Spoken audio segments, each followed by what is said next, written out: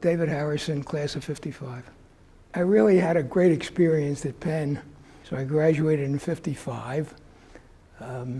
And I tell people the first year in law school was the greatest intellectual experience I ever had. And if I could repeat, I think, a year of my life, that might be it. I think it taught me how to think, and it taught me how to approach things completely differently. And that would be a reason, I think, to encourage people to go to law school, even if they're not interested in law school, or even if they're not interested in practicing law. I think it gives them the kind of mental discipline you need for any profession, and I think it's proven because when you see the bios of many people, especially in finance, a lot of them started in the law and in the better law schools. And I think Penn emphasized the legal process and the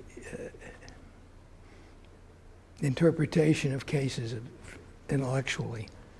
And I think that's why it was one of the top law schools then, and of course it still is. Oh yeah, I had Clark Bice, who was wonderful. We had really good professors. I was trying to think who taught con law. One of my classmates said Meacham. It doesn't ring Meacham rings a bell, but I know we had him for agency, but that was a wonderful course. We had, while I was in law school, Brown versus the Board of Education came down, and I can remember the surprise even of the professors that it was a unanimous opinion, because when we had it, it was sub judice when we were in my first year. I think it was sub judice, and it took a while to be decided, and there was a lot of debate even whether it would discrimination would be banned, and certainly no one thought it would be a 9-0 decision. We had a class on federal courts and federal system with Michigan. I can't think of his first name. He went to Columbia, and the entire board of editors of the Law Review was on it, and some really other bright people, and you could almost hear the wheels grinding, I remember, during the course. It was another of those really thoughtful courses that made you think about problems that you never knew existed. We had a professor, Ray Bradley, who went on to, he was a partner in one of the major law firms in the city, and his field was taxes, but he taught civil pro. And the first day of the first class, he called on Hank Harris, who was really Henrietta Harris, and one of the only two women in the class. And I can still remember him mercilessly tearing into her so that she left after the first half year.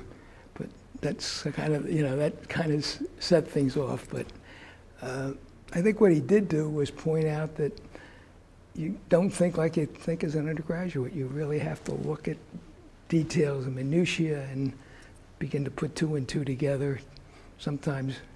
And if it comes out to 5, it's wrong, but you have to figure out why it came out to 5. I ended up, they still had the draft in those days, so I finally did my 2 years, most of it in Korea, and then went into private practice. And I was in a mostly personal injury. I had a fairly general practice. Did a little criminal work, did some estate work. I still have clients who call me in the 3rd generation, so it was really a rewarding experience, and I had a lot of fun. That's the story.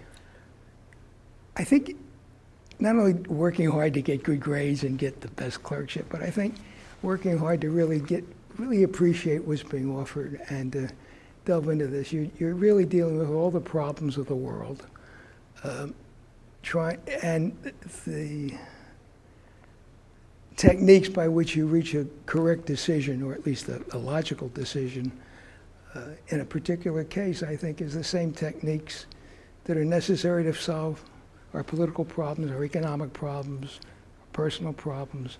You have to take the data, you have to take the facts, you have to superimpose that on the fact that we're human beings and imperfect. So I think you get all of that in the law and in the study of the law, which is offered in the law school. And I think it will serve anyone well in the rest of their lives.